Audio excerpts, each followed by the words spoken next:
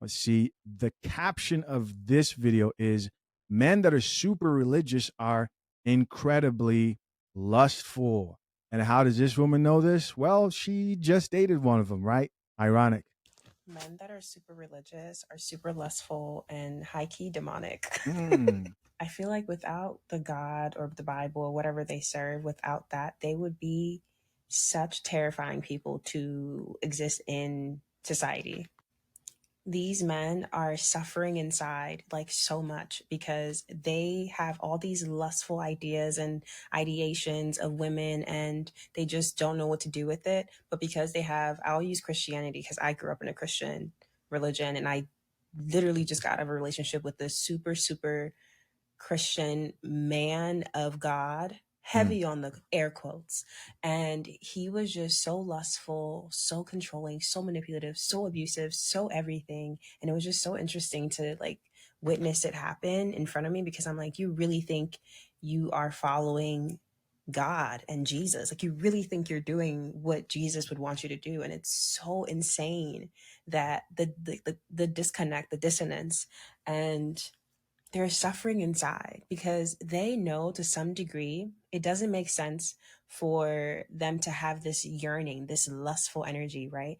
They know it's there and they want to exercise, but this book is telling them they can't do it. And something about that they don't agree with. But because they're so brainwashed in the religion, they just force themselves to pretend that they're not lustful demons. Literally, they're lustful demons cosplaying as men of God. And it's This is wild.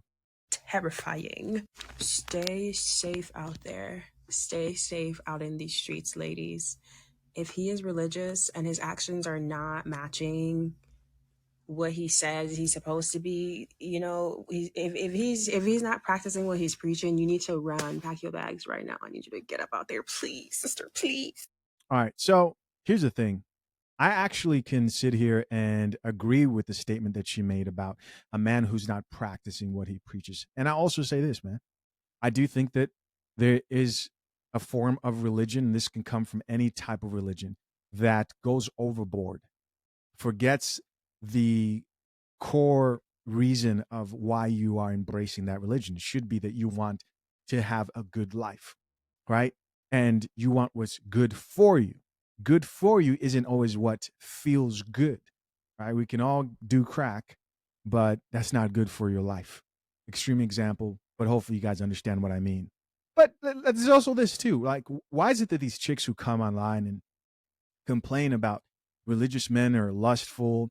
Because I think religion, when done correctly, when it doesn't become a formality thing, especially in Christianity, when you realize that you cannot be perfect and you're not saved by your perfection, and you truly do rest on Jesus and understand that there's nothing you can do to deserve God's promise of salvation. The question I would ask is, if that's you, if you are talking and complaining about this, what did that man see in you? What are these lustful men seeing in you? And let's keep it real. And this is the truth. You want the truth or you don't want the truth. The biggest freaks I've ever found are in the church. I don't know another way to put it. And I'm not saying that these are necessarily in a particular church, as in like Christians or whatever, right? Whatever denomination you pick. No, I'm saying the women in there, you can also say, have their own lustful temptations themselves. I thought we were over this. Can we stop pretending? Can we stop? Because I don't think men are really buying this anymore. So we got to stop pretending. We got to stop acting like women don't deal with the same lustful temptations. We got to stop acting like women, yeah, they may not be watching it to the same degree, that they don't go online and watch adult content. Unhealthy for both men and women. I've been there. I remember the first time someone introduced me to that when I was like a young boy. I was in a library. They told me to go to some website, and I'm only telling this story because we live in this generation where it's just so easily accessible, right?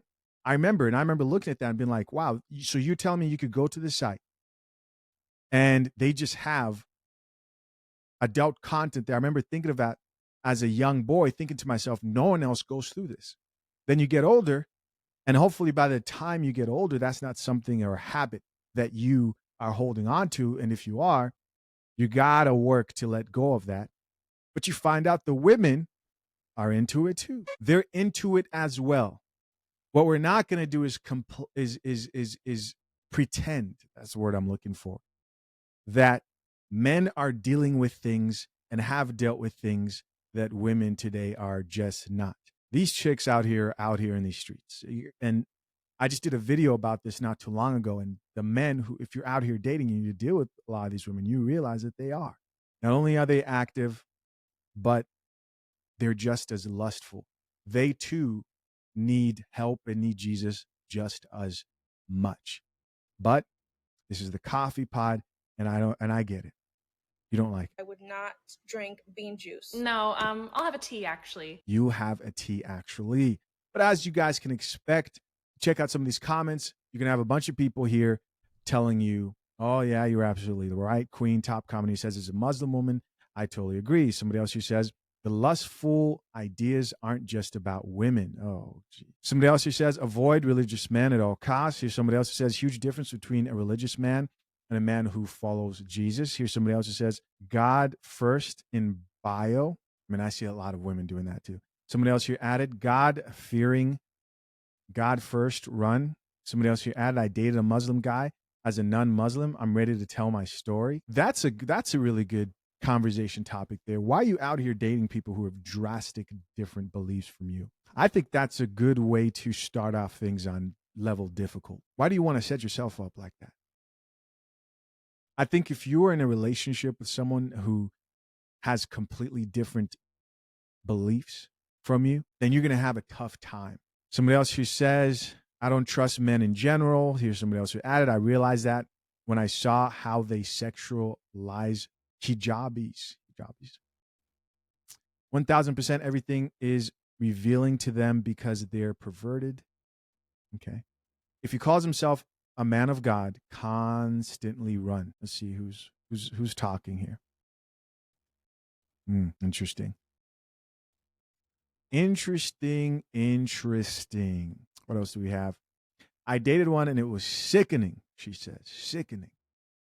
Interesting.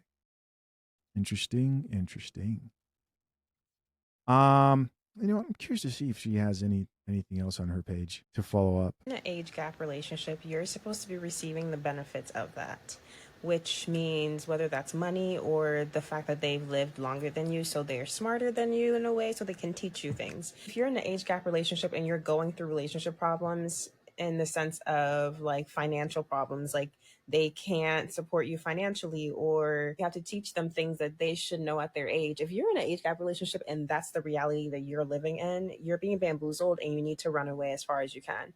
Because what's the point? Why are you with, what, especially if you're a woman and you're with a man, like if you're a young woman with the older man and he's not giving you money and he's not teaching you things, both of them needs to be there. Both of them are not there. It's like, I was what? I was kind of with her until she said giving you money. Like, what? What are we doing? Well, if you're getting the money, that's fine. But I just think it's crazy to be a woman and then being with the older man and you have to teach him. As a woman, do you ever? Why does it have to be giving you money? Why can't it just be he's teaching you how to build a good credit? He's showing you how to be financially literate.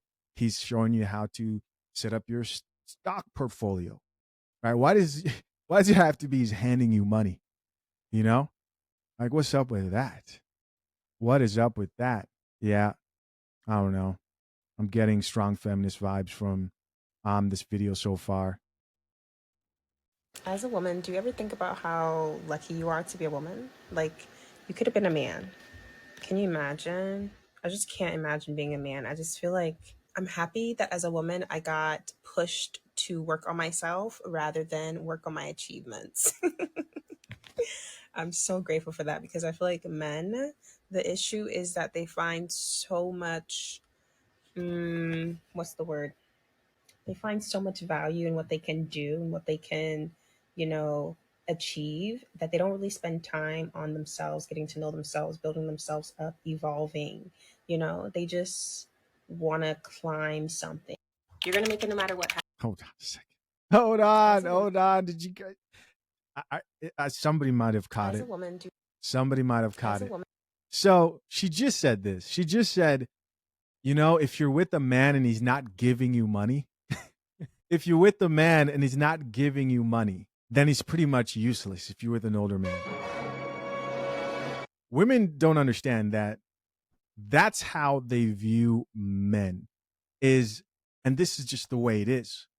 Men act that way. They chase achievements because they realize that they have the burden of performance. And so then she turns around here and says, you know, um, men like they choose to be in that type of a situation, that they choose to neglect all these other things like therapy every day and self-care, that they don't have to work every day to build themselves. It's what men have done, and it's never going to change. No matter how much you want to change the dynamics that were set up, they're not going to change. But here you see the contradiction, and I bet you she would meet a man and say, why haven't you been working on who you are? But the man is financially stable and sound, and she wants him to do all this inner Find work. something. They just want to control something. They just want to oppress something. And that's just, I feel really bad for them. But at the same time, I'm very grateful for the role of being a woman in this life because I just can't imagine. I can't imagine, especially a woman that has evolved past the belief systems that I were taught to hold on to, like being a wife, having kids. It's 10 out of 10. It's like one of the best existence to arrive upon because I didn't know this this was here. Growing up, I was told I was waiting for my husband and my kids. And now that I'm here, I'm just like, I make the rules. She makes the rules. Listen to me, guys. It will end in tears. There's no other way of putting it. It will end in tears. And this woman's She's an African woman. You guys know what I've said. Hey, you find a woman who embraces those cultural, traditional aspects, and you're a man who does that, you find yourself a good wife. Find yourself an African woman like that. But most of them that come here and they embrace feminism, they are the worst parts of that. They embrace that like it's their whole personality. And that's what you have right here. So watch out.